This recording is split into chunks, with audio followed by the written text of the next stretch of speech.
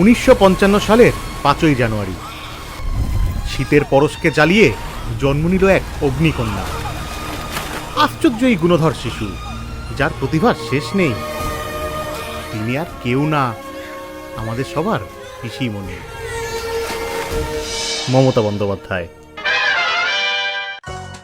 পিসির মতো ট্যালেন্ট বাংলায় পাওয়া ভার।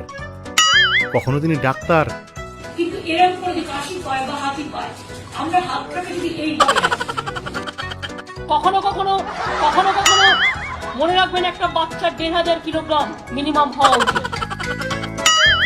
কখনো তিনি প্রাণীবিদ।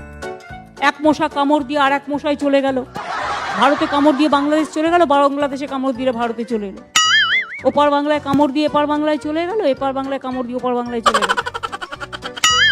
আহা আহা, তিনি আবার কৃষি বিজ্ঞানীও। রোজ বেগুন কাটছো, তাতে অন্যায় হচ্ছে। তুমি রোজ লাউ কাটছো, খাচ্ছো আরাম করে, কোনো অন্যায় হচ্ছে। আচ্ছা, এবার আমি দেখেছি ড্রাগন ফলটা আমারটা ছিল লাল রঙের, আমি নিজে ছাড়ালাম, বের করলাম, দারুণ জিনিস। ওই যে চামড়াটা বেরিয়ে যাচ্ছে না, চোকলাটা, ওই চোকলাটা দিয়ে বার্জার পেন্সটেন্সের সাথে কথা বলো। কে বললো উনি শিল্পের জন্য ভাবেন না? দেখুন উনি কত বড় শিল্পপতি। একটা ভেজিটেবলের দোকান করুন, জান গিয়ে একটা ছোট্ট মোমোর দোকান করুন, কিছু না, একটা কফির দোকান করুন, ঝালমুড়ির দোকান করুন, ফুচকার দোকান করুন, তেলে ভাজার দোকান আছে ভালো, আমার কাছে একটা আছে না, ডালের বড়া পাওয়া যায় ভালো। খেলায় যে পিসির চ্যাম্প তা তো জানেনি। আজ हम 2 किलोमीटर ज्यादा भागेंगे।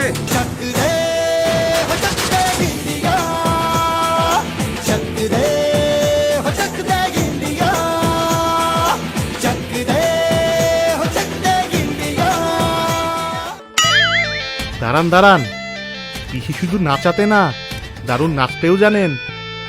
রঙ্গবতী রঙ্গবতী রঙ্গিলা অন্তরে হাবুডুবু তোমারই কথা। রঙ্গবতী রঙ্গবতী রঙ্গিলা অন্তরে হাবুডুবু তোমারই কথা। আর গীতিকার পিসি, না না, সেটাকে ভুলে গেলে চলে।